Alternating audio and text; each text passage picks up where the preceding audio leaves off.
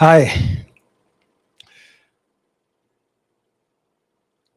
If you have no love, you can't succeed as a leader. If love isn't in your heart, if it is not the platform for carrying out your leadership responsibility, if it is not your motivation for doing what you do in that leadership relationship, then whatever your result, I can guarantee you that you're not likely to succeed. And if you count whatever you see as success, then I'd like to say that clearly you are not measuring success, leadership success, with the right way. I'm speaking today on the platform for leadership success, on the platform for leadership success. And I'm pointing you to love as that platform for leadership success. Love is the platform for leadership success, if you like, is the foundation for leadership success. And let me start with what I wanted to conclude with. Okay, that's how, I feel led right now. And that is starting up from 1 Corinthians 13 and verse 3. And what Paul was saying there is that, look, if I give my body to be burnt, all right, if I give everything that I have and I have no love or I have no charity, he said, it profits me nothing. He said, it profits me nothing. That is, whatever you do, if love is not at the root of it, if love is not the motivation, then forget it. Whatever you consider to be a benefit is not a benefit. You would lose out ultimately if you are not relating with people in love. I've often emphasized that every leader must bear in mind that leadership is a relationship. It's a relationship between human beings. It's a relationship between a leader and a follower. And that relationship, therefore, brings us in the realm, all right, to which we can apply the lessons of Scripture. And one of the things, indeed, the core attribute that is supposed to rule every relationship between us humans is love. That's why it's the foremost character. And if you don't have it, you had better develop it, because it answers to virtually everything. It answers to virtually everything. It makes life easier. It makes it easier to accomplish your objectives in life. And we can go into the details of that, but please allow me to just stay at that level. So, because the of the nature of the leadership relationship, we find relevance here. That love is what it is. Love is what it is. It is the platform for leadership success. If it is not there, it can happen. If it is not there, it can happen. There is a reason, for example, why in the context of the home, where the man is the leader, the Bible tells us as well, Ephesians 5:25, it says, husbands, love your wives. Husbands, love your wives. It is like calling the leader of the house, to the most important thing that is required to make that relationship successful. That's why, I'm pained at times when I hear people say love is not enough in marriage. And I'm asking, what more do you want to add to it? All right. The marriage relationship is a leadership relationship. There are no two captains in the ship. There is one captain, one leader in the ship. and every other person is responsible to that leader, just as the leader is responsible to them. All right. And that relationship, from a leadership standpoint, requires love. First, because it's a human interaction. Secondly, because it's a leadership relationship. And every leadership relationship must be founded on love. The conduct of every leader must be motivated by love. That's what Christ, our role model, leader, represents. That's what he engaged. That was the motivation behind his coming. He said, "For God so loved the world that he gave." He gave. So the motivation behind what God did was love. And that given Jesus was the answer. Nothing more is required. The love that the husband engages is the answer. Nothing more is required to make love work. If you still hold on to the fact that, there is more that is required in marriage beyond love, then I think what we need to address is what is your own definition of love.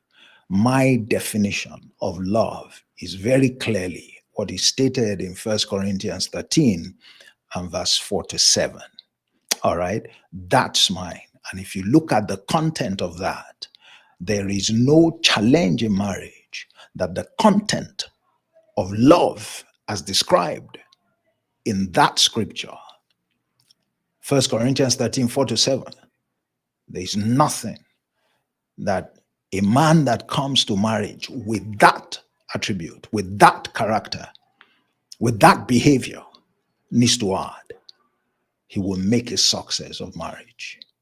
He will make a success of marriage. And by the way, irrespective of what the wife does or how the wife reacts. Why? Because that statement in Ephesians 5:25 is not a conditional statement. It didn't say, "Husband, love your wives," if the wife submits. After all, in 23, it already said, "Wives, submit to your husbands." And in saying that to wives also, he did not make that request or requirement, if you like, conditional on whether or not the husband reciprocates with love.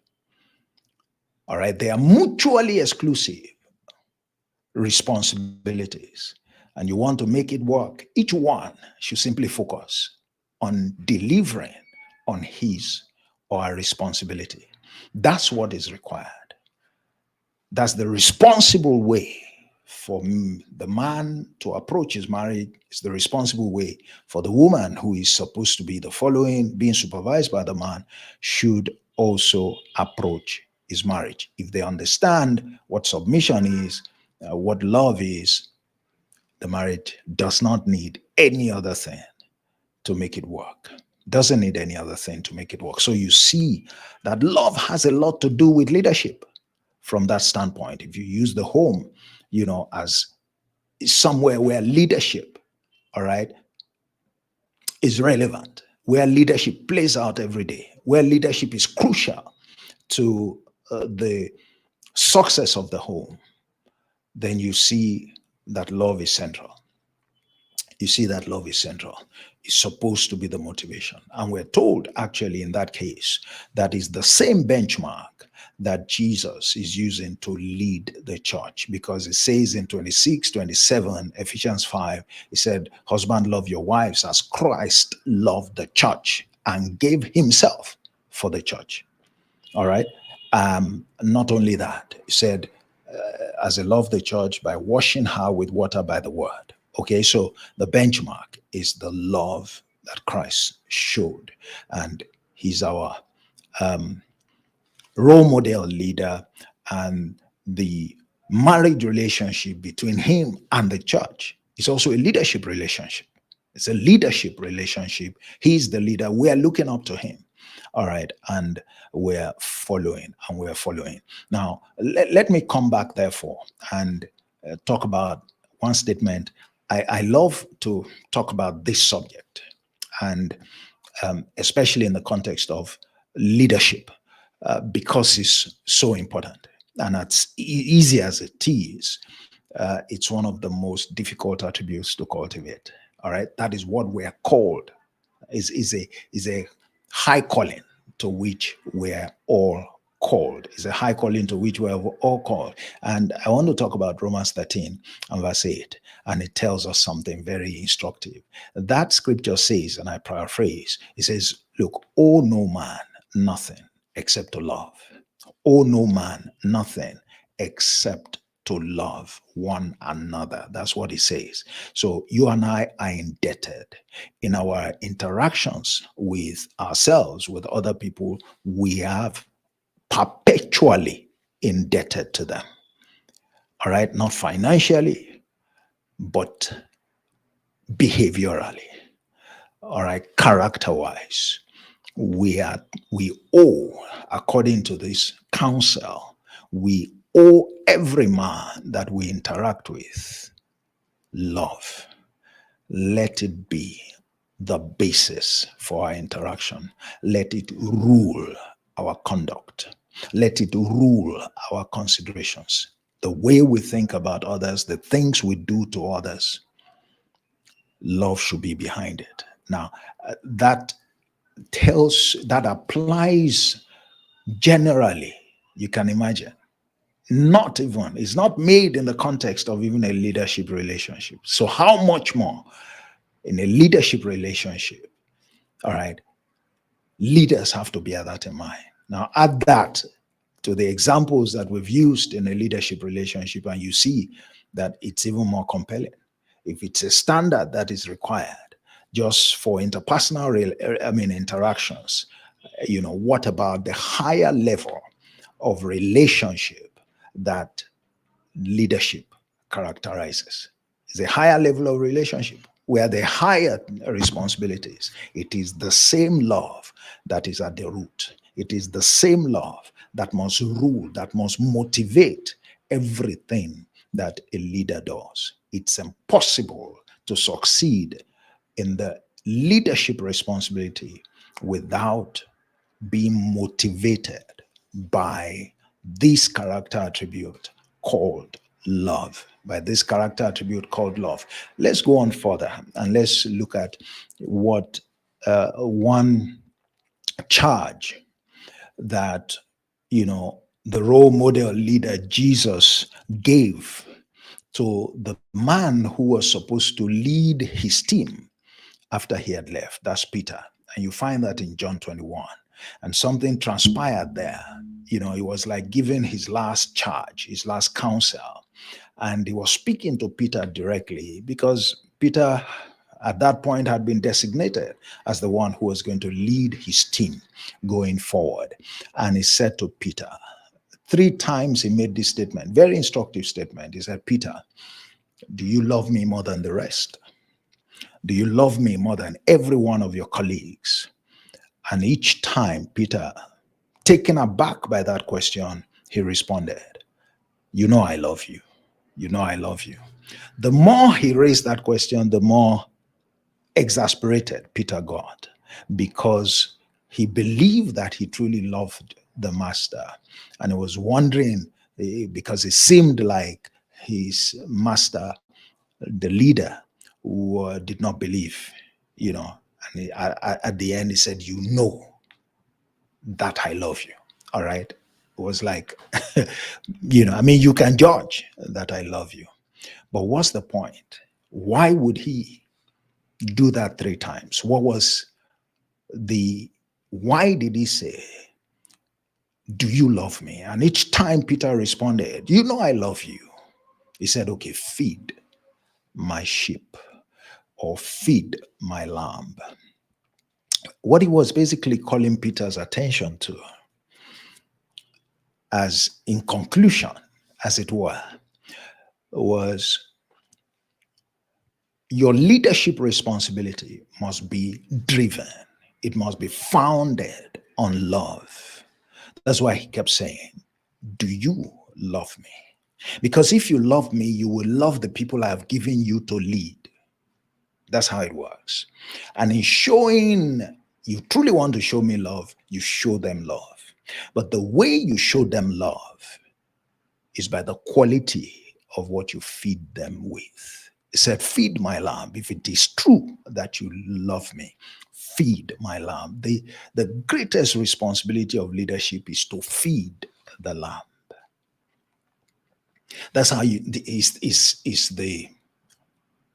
is the most certain, the richest way, all right, to add value to other people through the transfer of knowledge. Through the transfer of knowledge. So it was drawing his attention. Said, if he, why he could have said, feed my lamb, without qualifying first, without seeking to establish first whether, he was in love or not, or whether he loved him or not. But he didn't do that in each of the three cases. And we're told in scripture that from the mouth of two or three witnesses, every word must be established. So when Jesus is asking about something three times, then you know that is very crucial. It's a very crucial point. And here he was saying, what he was saying was consistent with what Paul, tried to convey, that, wait a minute, it's so important that love is the motivation behind the conduct of a leader. Is that everything you do must be motivated. He could have said, feed my lamb.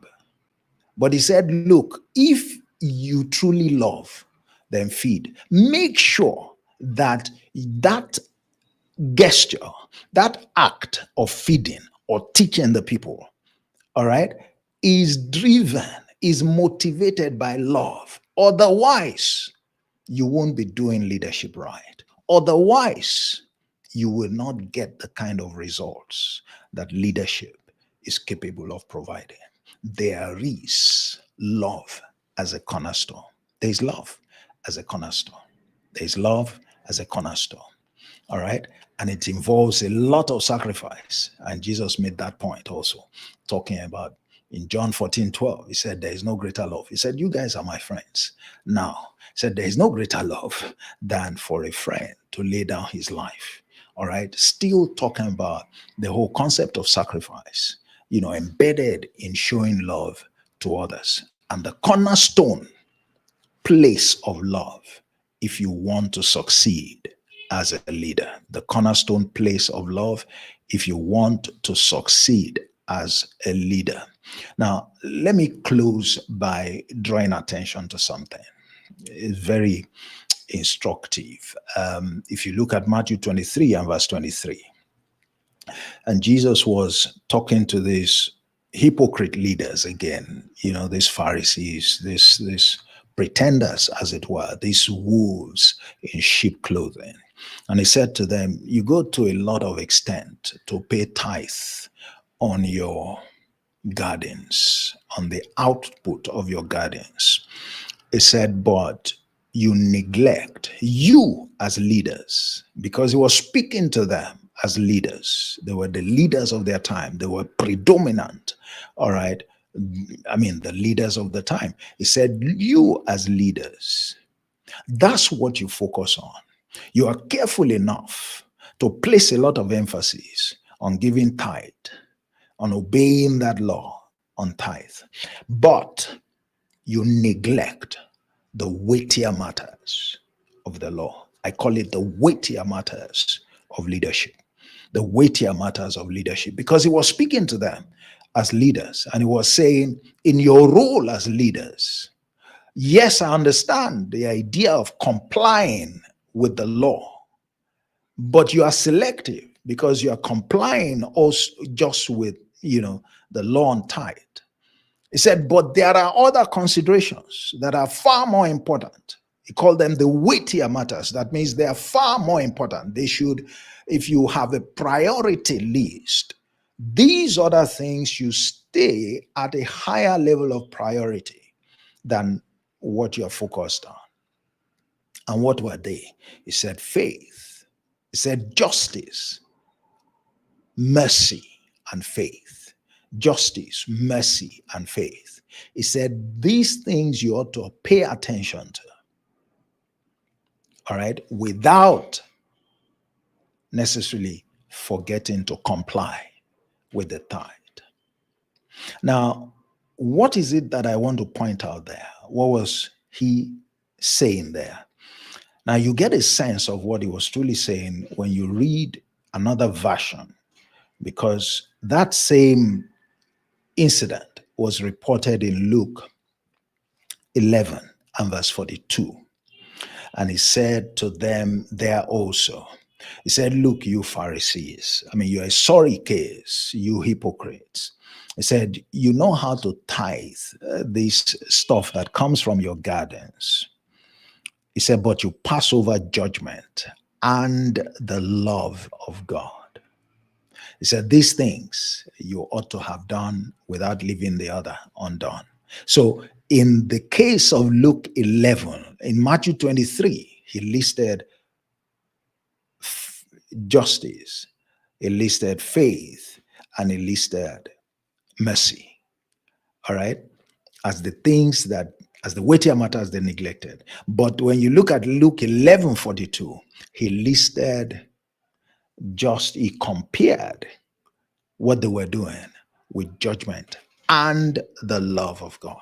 Judgment and the love of God. So again, you see love as the cornerstone. What he was saying, therefore, to them in both instances, he said, it's okay for you to focus on compliance. But what about the one that is more important than compliance? Said love. So all of that reference to faithfulness, to justice, to mercy, they are expressions. When you put the two together, they are expressions of love. They're expressions of love. They're expressions of love. They are expressions of love. So he was coming back to draw attention to the fact that your responsibility must have love as a cornerstone. Yes, the love of God, and if you like, the love of the leader that trained you. If you love the leader that trained you, you will be loyal to the training that you have been given. You will operate like that leader.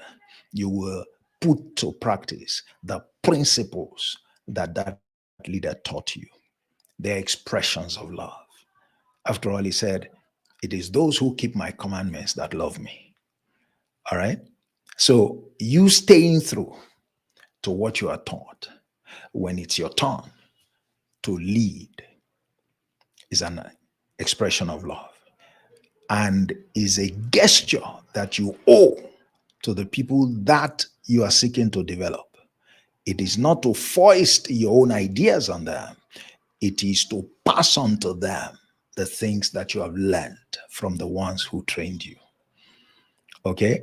I mean, we can really go deep into this, but I wanted to make that point. So you want an idea of how to express your love towards the people who follow you? Operate a level playing field. That's what is called justice. Operate what? A level playing field. And a level playing field is give each member of your team the same opportunity to grow, the same opportunity to benefit maximally from you. You can't force your benefit on others, but you can give each one an opportunity to take what they want from out of you in their walk with you. Let no one be disadvantaged. And these are the attributes of God, because we're told that he doesn't have favorites, okay? He gives everybody an equal opportunity. He is no respecter of persons. He is not partial. It's one of the core attributes that we know about God. It's a celebrated attribute. The second way to express love is what? Mercy. It's mercy. Isn't that something else? Can you talk about God without talking about mercy?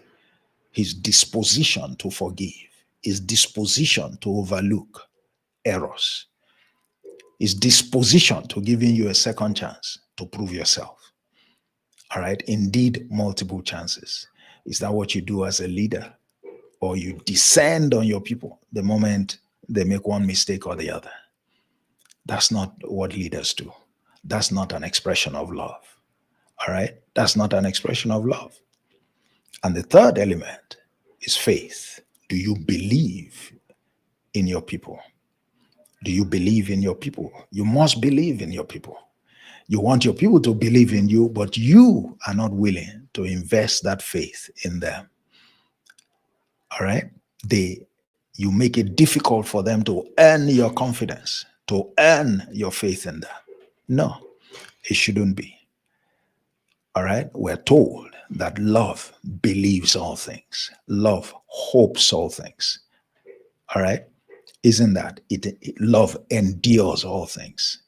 You can see the reason why love is so described, and you can see the reason why justice, which is fairness or a level playing field, why mercy, why faith are very critical ways of expressing love, because you find them in the description of love in 1 Corinthians 13:47. And these are the very cornerstone characteristics of God. And we're told to learn from that. We're told to learn from that. So it's time for you to know that love has got everything to do with your leadership role, with your leadership conduct. And if you truly mean business as a leader, you have to deal on the basis of love. Your actions have to be motivated by love. And you need to understand what love is. So forget what Tina Turner said and her song. What's love got to do with it? What's love got to do with it? A second-hand emotion. I'm sure she probably didn't mean that. But love, as far as leadership is concerned, love has everything to do with it. Love has everything to do with it. It has everything to do with it. And love is not in the context of, those kinds of male-female relationship. No, we're talking about the context of 1 Corinthians 13:4-7. All right, to love one another. Okay, that's what I want to leave with you today. That's what I want to call your attention to once again. The challenge, like I said, is how to live that love. But one safe way to practice it is to practice along those three lines: fairness and justice, number one. Number two, forgiveness. I also call it forbearance. Be willing to forgive when your people make mistakes. All right? Be willing to give them the benefit of the doubt. Be willing to help them once again, in spite of the mistakes they have made. Isn't that the way God deals with us? And number three, all right, have faith in them and be faithful to them. All right. And one of the ways you'll be faithful to them as a leader is by having faith in them, is by believing in them, and is also by committing, all right, to them in diligently carrying out your assignment towards them. So I'm going to close here. It's been Leadership in 30 Minutes. I thought you would know that. I didn't start out introducing that, but we have been on Leadership in 30 Minutes. You know we hold that every Thursday, and your anchor remains my good self, yours truly, they say, Olatunji Shugodu. And I want to thank you again for joining me today. I hope you have learned from it. Don't forget to put your comments. Don't forget to share the link. Don't forget, to speak to others. Let's congregate. Let's help ourselves to do leadership right. The world has suffered enough from bad leadership, and we need to develop ourselves so that at our different spheres, at different levels, of influence, we can show how it ought to be done. And if you need counsel or you need help in this area, you can reach out. My email is somewhere in the description, and we can have a chat. All right. So enjoy the rest of your week, your day and week, and see you on Monday for Leadership Monday, where you take delivery of one nugget more on leadership to help you do leadership right for the week. To help you do leadership right for the week. Earlier this Monday, and you can check on my YouTube channel, I spoke on the subject leading as a youth. Leading as a youth. You want to listen to that. It was a very insightful session, and I think it will be an eye-opener for many. All right, so enjoy the rest of your week, like I said, and thank you for joining me today. God bless you. Bye-bye.